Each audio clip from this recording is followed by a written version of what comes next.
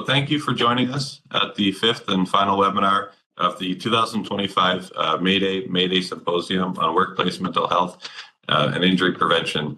And today we're going to have an important conversation about mental health, injury prevention across the country. My name is Daryl Stevenson. I'm an ergonomist at the Ocow Hamilton Clinic, and I'm very excited to welcome you here today for what will be an interesting and stimulating set of presentations and discussions about similar and unique workplace mental health programs and regulatory policies being developed and implemented across the country. Today, we will hear specifically from Newfoundland, Alberta, and BC, but all the provinces are likely represented. So we welcome sharing in the chat and at the end in the discussions at the end of the sessions. My colleague John Odike also did a useful survey of what is happening from the MOL and WSIB perspective across the country, which can be found in the playlist and slides posted for week one. And just so you know, the presentations are recorded today and they are uploaded to our YouTube channel. And just a reminder, please fill out the Slido at the end of the presentations, which helps us a lot. So first, I would like to introduce Tammy McCabe from the Newfoundland Labrador Construction Safety Association, and also Dr. Kim Cullen, Assistant Professor at Memorial University of Newfoundland. Hi, good morning, everybody. As Daryl said, my name is Tammy McCabe. I am the Manager of Communications and Industry Relations with the Newfoundland and Labrador Construction Safety Association. I'm a health and safety professional who has been working in the construction industry for about 20 years now, and it is my privilege to get to work with an amazing group of industry stakeholders on an initiative to help raise awareness about mental health and suicide prevention in the construction industry. So I was invited to speak to you a little bit about what it is we're doing, and that's what I'm going to do. So I'm going to share my screen here now. Just give me a moment.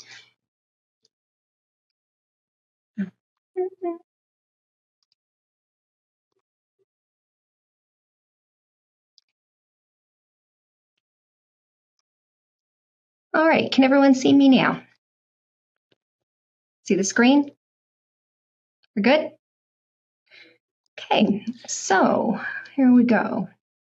So a few things that I'm going to go over this morning, just talk about how we got here. So the Construction Industry Mental Health and Suicide Prevention Task Force that we have established in Newfoundland and Labrador, why this is important to us in the construction industry, what it is specifically that we're doing about it, and what work we have going forward. So I guess this all started for us in the construction industry here with the Newfoundland and Labrador Construction Safety Association. Back in about 2018, we had a group of our safety advisors complete the mental health, or not the Mental Health Commission, the Canadian Mental Health Association's Psychological Health and Safety Advisor certification. And during that time, we were introduced to a program called Mates in Construction out of Australia. And it was really, for us, we felt, cutting edge, construction focused, and something that had the potential to make a real impact. And we wanted to know a little bit more about it. So we host an annual health and safety conference here in Newfoundland ourselves. And in 2020, we decided to bring the founder of Mates in Construction, Jorn Gullstrup. So Jorn is a plumber.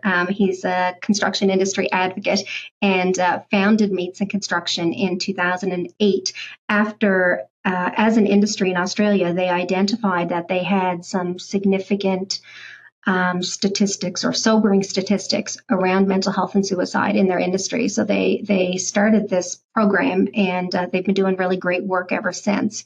So Jorn came and joined us in Newfoundland in 2020, and we at that time really tried to pick his brain as best we could. We got together a small group of industry stakeholders to talk about, how they got this started in Australia and how we may be able to roll it out here in Newfoundland, what some of the challenges were.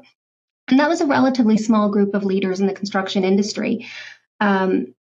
After this, we decided that we needed a little bit stronger mandate from the industry. So we hosted a 2-day virtual session. We had 4 different speakers. We had about 100 different leaders from the construction industry, be it labor leaders, senior executives with construction companies, our government, our workers' compensation board, all around the table to talk about this issue for us and, to get that mandate to move forward with an initiative. And we certainly did get that after our 2-day the leadership roundtable. One of the pieces, I guess, that came out of that roundtable was that we should establish a task force and to have a multi-stakeholder task force to look at how we might start addressing that here in Newfoundland and Labrador.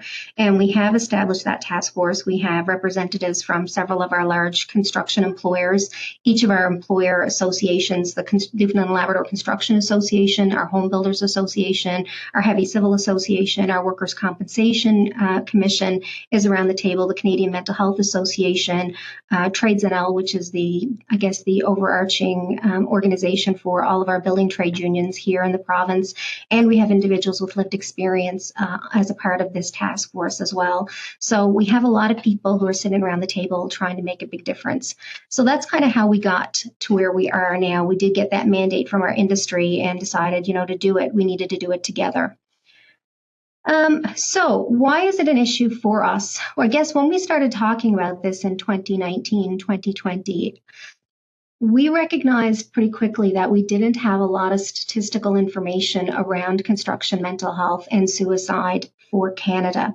But what we did have was evidence from across the globe, really, in terms of the impact and the rate at which construction workers were dying by suicide. So when you look at Australia, their construction workers are dying at 2 times more often than other male working populations. In the Australia, the US, both of them were 2 times more dying at a rate twice as often as other working populations. And in the UK, it was actually 3 times more often. I think back in 2021, if you look at the US, they had 1,000 workers die as a result of a workplace incident, and they had almost 6,000 construction workers die by suicide. It's a trend that we're not just seeing in the US and Australia and in the UK. There's lots of other countries that are starting to do their own research and seeing that, our construction workers are certainly being significantly impacted by poor mental health and dying by suicide at alarming rates. So this was a big challenge for us. We also recognize, here in the country that men are dying more often by suicide than women. And with an industry here in the province that's about 89% male dominated, that's a real challenge. So just, by demographic alone, we're at a higher risk. And when we look at what's happening elsewhere across the world, we see that. And anecdotally, while we don't have any statistics, we certainly were hearing that loud and clear from our industry, from the ground, from workers, and from employers. So, why construction? Well, there's lots of life events that can have a negative impact on people's mental well-being. Certainly, the items here, I'm not going to go through all of them on the left-hand side, are things that are common to all of us really as humans. On the right-hand side, you can see that some of the quality of life issues associated with the construction industry can exacerbate some of these issues. And when we do, and I'll get into it in a few minutes, the general awareness training that we do, we actually have a conversation with the workers about this and how they interact. So, we do have a male-dominated industry. Drugs and alcohol as a coping mechanism for stress is very common and prevalent in the construction industry. We've got high stress, long working hours. We've got people who are away from home, working rotational work, who are now not around, for their families. Perhaps there's things happening at home where they, would like to be able to invest their energy, but unfortunately they're working away. We're one of the only industries, I say, that work our butts off to work ourselves out of a job. So in terms of, job security and financial security, every day on a project, that's what we're working ourselves towards. We do have, it's not as it once was, but we do have a bit of a culture of workplace bullying, and certainly a culture that doesn't talk about it. So, there's a lot of issues in the construction industry, and I'm not going to say that they're all unique to the construction industry, but we have a high concentration of them in the construction industry. And then, add that to the demographic that we have, what we're working with, we know that it's a real issue. And it's not, it's never really just one thing or the other. If you kind of look at it, that whole rotational work being away from home, that has an impact on relationships. And, so it kind of bounces back and forth. They just play off of each other, and it can, really create an awful environment for some of our construction workers. So as I said, I'm not sure if you folks are all familiar with Mates in Construction. I certainly wasn't when I was first introduced to them. So I will talk a little tiny bit about them. So they were founded, as I said, in 2008 in Australia. And they are a peer-based worker-driven program, or it is a peer-based worker-driven program. So rather than kind of being pushed down from the top down, this is a program that workers own, and they're the ones that kind of initiate wanting to bring this on site. Yes, we work with employers, or they work with employers to ensure that this can be facilitated, but really it's about establishing peer-based support networks on the work site so that workers can access resources and the help that they need in a more timely manner. And hopefully we can start changing the stigma around mental health. We can raise awareness and help more people so that they don't get to a point of crisis where taking their life is, the only option that they see as being the right one for them. So it is peer-based worker-driven. It's an industry-wide program, so it's not one employer program. And we've got lots of great employers in the province who are doing their own, mental health initiatives and have their own programs. But this one's an industry-wide one, and it's really great, especially with the transient nature of our workforce. We have workers who are changing employers quite frequently, leaving the province quite frequently, and going elsewhere. So being an industry-based program, it just makes it a little bit easier. And while it's industry-wide, it's actually workplace-focused. So the training that is delivered is actually delivered on the work site because, again, it's all about creating that network of support there on the ground. They're an independent organization, so they're neither, a labor organization nor an employer organization. So they truly are bipartisan, and that's really, really important for building trust. And for us as the Construction Safety Association, that's how we operate as well. Our board of directors is made up of stakeholders from the entire industry. So that this fit really well with how we work also. The program is based on help offering. So rather than expecting people to reach out for help, because, there's many of us on the call here today, and based on the numbers that are here, I know that many of us have experienced our own mental health, perhaps crisis, or, struggled at some point in our life. And seeking help is not always easy when that's something that you're dealing with. And we've been telling people, and we're going to continue to tell people, that when you're struggling, reach out for help. But this model is actually built on help offering. So rather than, yes, we talk about getting help and reaching out for help, but the real model the focus of this model is teaching everyone else to recognize when someone is struggling and to reach in to offer help. And just recently, I think in 2021, it was recognized by the World Health Organization as a workplace best practice for suicide prevention. So they've been doing lots of really great work. They've got lots of research behind them to back this up. And we thought, well, why would we ever recreate the wheel? So a part of their program, and they have lots of other pieces to the program, they do have disability management in terms of if a worker reaches out to them, they will follow up to see how the supports that the worker received, if they were suitable for them, if they needed to be referred somewhere else. They're not counselors, they're not psychologists, but they're just all about connecting workers to the resources that are out there, and whether that be with their own individual workplaces or whether those be resources that are available publicly. So what we've taken on here in Newfoundland and Labrador, we've just done a training pilot, and I'm going to let Kim talk a little bit more about it. But the training pilot involved 1 hour general awareness training for all workers on the work site. And this is a program that, we developed ourselves. It's more about, talking about the issue in construction and recognizing how to recognize when one of your peers is struggling and what to do about it. It utilizes safe talk training. So after we've done the 1 hour general awareness training, we ask people to self-identify those who would be interested in participating in some additional training to learn about how to have that conversation. Because while the general awareness training does talk about, how to recognize when someone is struggling, not everyone's going to be comfortable having that conversation and asking someone if they're okay. So Safe Talk does just that. And so this is a Canadian-based training program, and it is the program being used by Mates in Construction in Australia as well. So the 4 hour Living Works training program, Safe Talk, is then offered to the site. And the goal is to have 1 in 20 workers complete the Safe Talk training. And then the 2-day assist program. So a part of our initiative, we wanted to make sure when we left the sites that we were delivering the pilot on, that there were some additional resources there, people trained in suicide intervention in the event that there was a crisis. These people would have a little bit, a greater skill set to be able to address that if need be. So that's kind of the model that we've taken. And again, it's the Mates in Construction model. They've been doing great work, so we didn't feel the need to modify it. And as a part of the pilot, we did train 271 workers in the general awareness, 52 workers with Safe Talk, and 14 workers in Assist. We did deliver the training on 4 different work sites.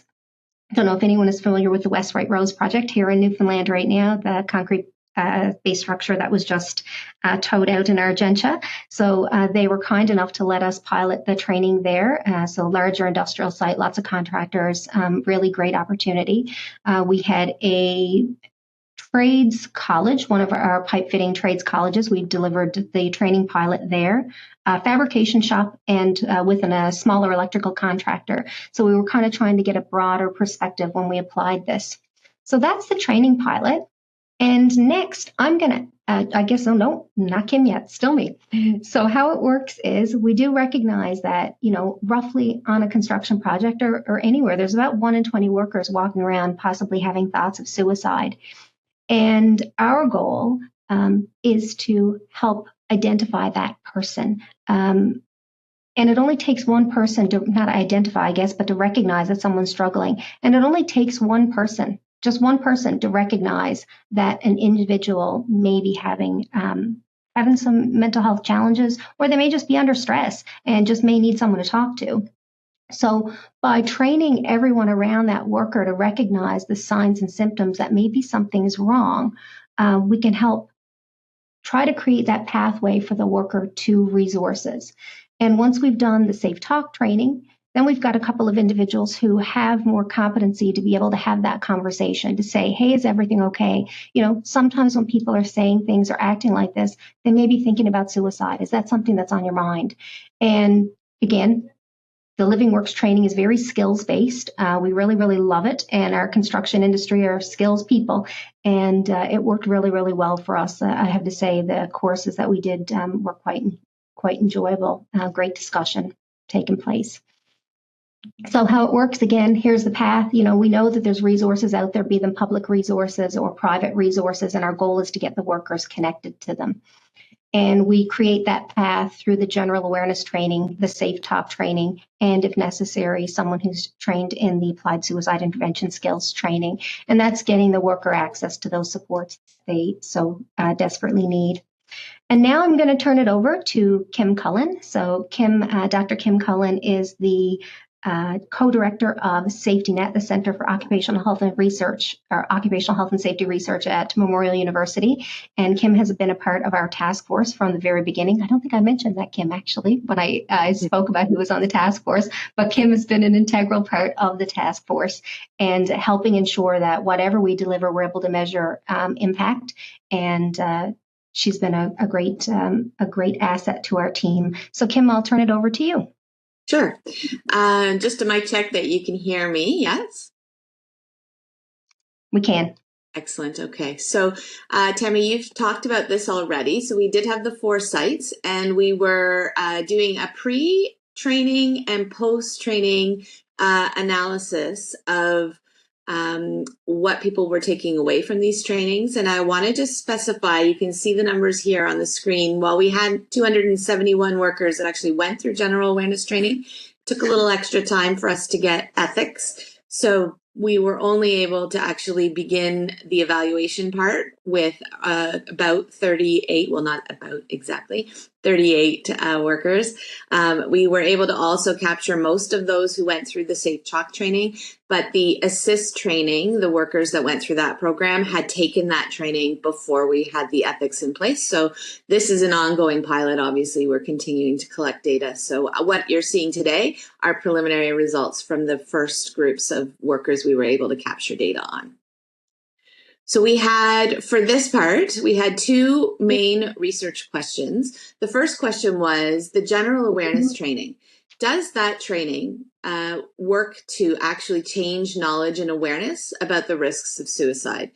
So to answer that question, the measures that we gave our participants before and after they had that training was the suicide literacy scale. That scale was actually designed by those who built the MATES program.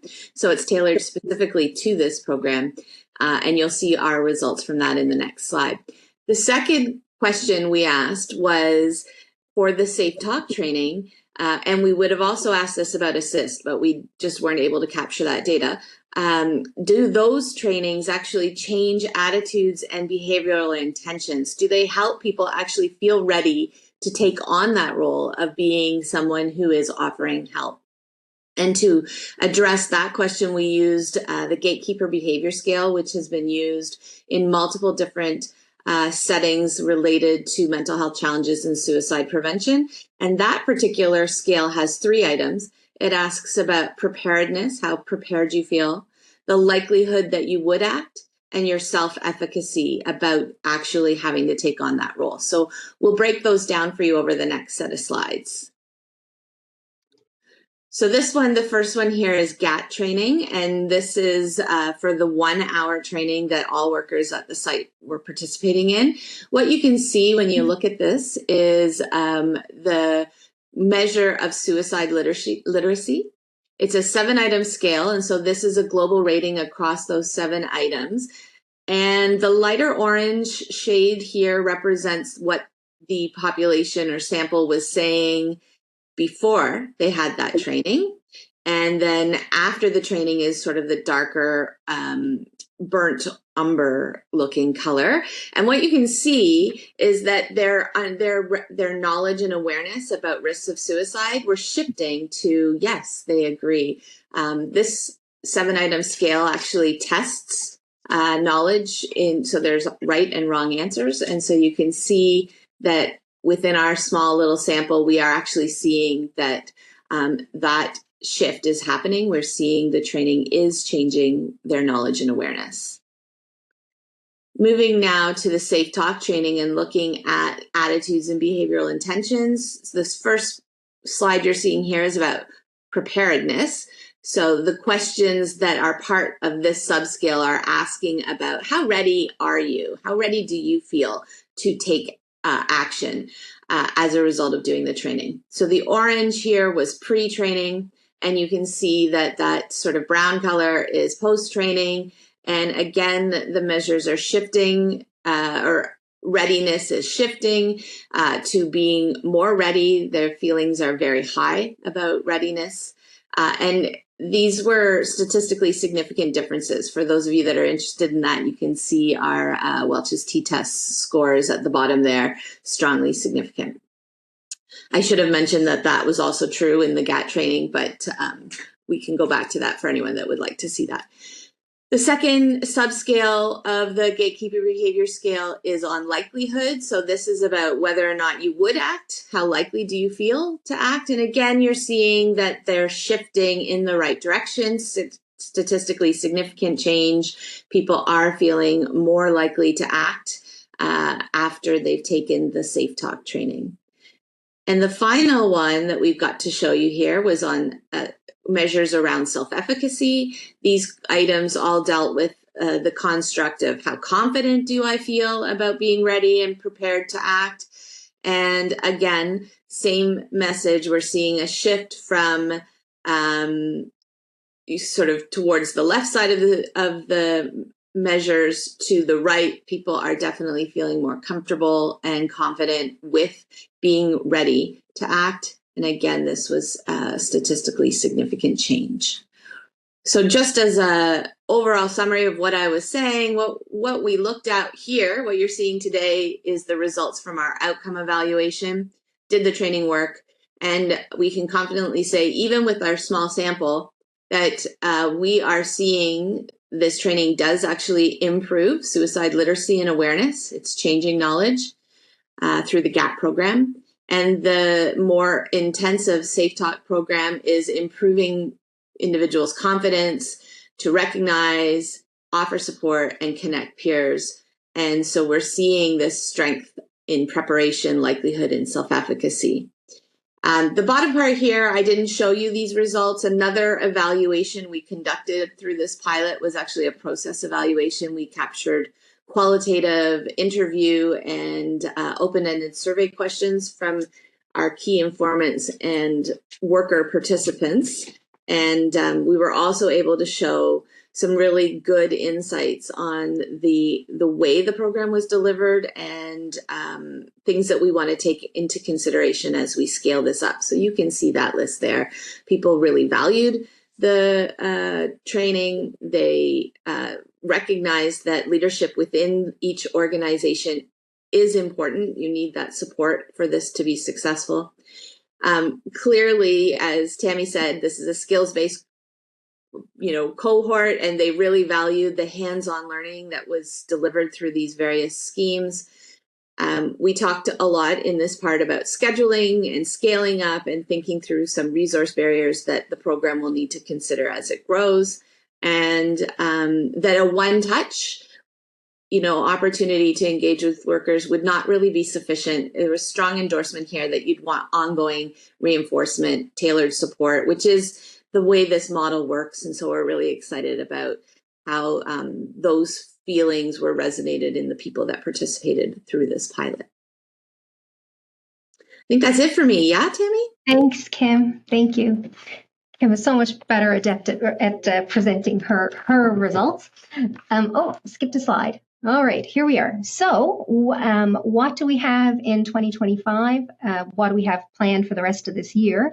Right now, we are working on a worker engagement forum similar to our leadership roundtable that we hosted. We're going to be doing 12 focus groups with workers from across the province, different trades.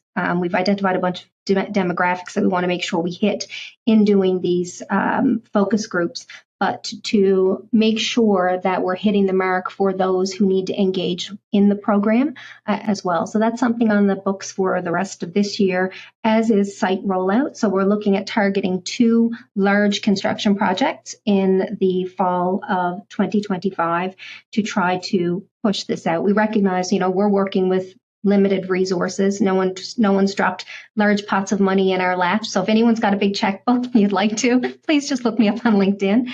But we're trying to do this, with the resources that we have. And we're going to take a one step at a time approach until we keep making a difference. And then the third thing that we're looking at, again, is resource and capacity building. And as I said, we're really looking at leaning into what's already out there in terms of resources. We know that employers are looking for resources to help them understand how to better manage mental health and suicide in the workplace. And there's lots of organizations that we can lean into to help provide resources like that. We're talking about a best practice group for our a community of practice, rather, for our Safe Talk individuals, those who have done the Safe Talk training, just a way of keeping them connected moving forward. And so that's kind of our plans for 2025, the remainder of 2025. And one thing I would like to say is you haven't really heard me say psychological health and safety so far in my presentation. And it's so very, very important for us as an industry that we build the foundation for this first. And we have, a lot of employers who are working on psychological health and safety within their workplaces. But we have a lot of work to do as well in just raising awareness and educating people on mental health and getting them to just have a better understanding, use the words, use the language. So our goal then would be ultimately to work with industry to help build something specifically for them around psychological health and safety for the construction industry, similar to what Mates in Construction have done. They actually have a blueprint for psychological health and safety for the construction industry. And so it's our hope that collaboratively with all of our stakeholders that we can build something really, really meaningful and valuable to our industry.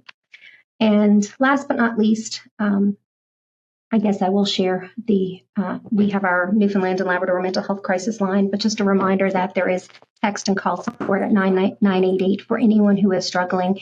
And if you have someone that is struggling and you're not really sure how to deal with it, there's certainly no harm in calling and getting some advice.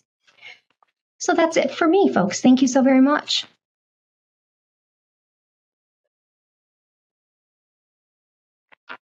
Great. Thanks, Tammy and Kim.